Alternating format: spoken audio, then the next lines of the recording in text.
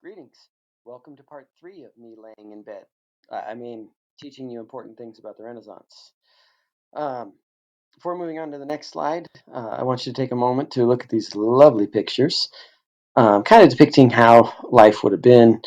Um, Lots of hunting. I'm not sure if this dude's copping a feel or just waving at her, but good times. Again, lots of pictures about market, lots of artists trying to show real life, not just idealized humans. Um, to do with family and marriage, um, a family bond coming out of the Middle Ages was the most important thing. The family unit is where you got your security, it's where you got your future from. In order to maintain that security, marriages are going to be carefully arranged by the father still, um, often used to strengthen business ties. And we've talked about this before. Those marriages would be set up when the kids were like 2 or 3 years old. You would grow up knowing that you were going to be married to the individual you were set up with.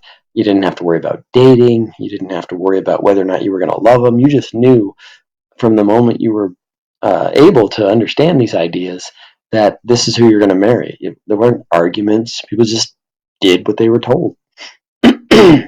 So, also, you want to wait till they're 16 because then uh, all the good ones might be gone. If you're the baker, you might want to marry off your kid to the son or daughter of a farmer, so you have those close business ties. But you have them earlier on. You have them 10 years before the marriage even takes place. So the dowry, those still around, paid by the wife's family, symbolizing the worth of the girl and what she brings to the marriage.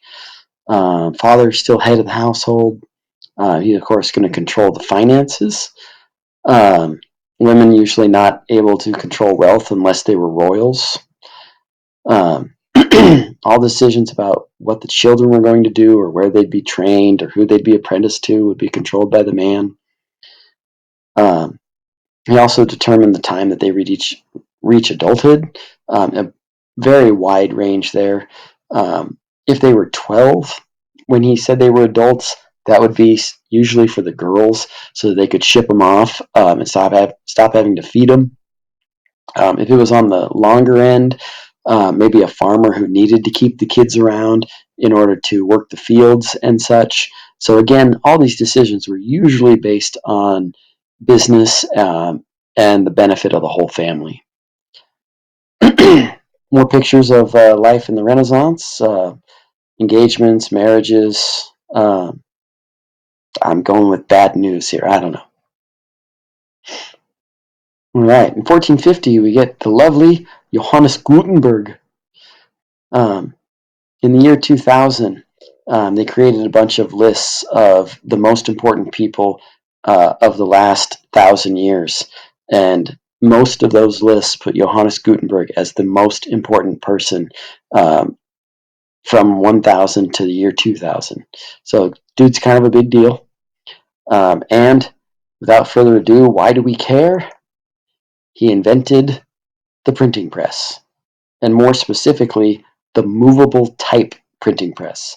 As you can see here, you've got all sorts of different little words and letters, and he could reshuffle those to make new pages, as it shows over here, and to stamp them out. He was the first to do that. A printing press had been invented that could just stamp out one thing, but it was very expensive to make those big tablets. So this allowed for the quick changing of pages. The first thing he did was to create a whole bunch of Bibles from 1453 to 1455. Here is a Gutenberg Bible that he was able to make.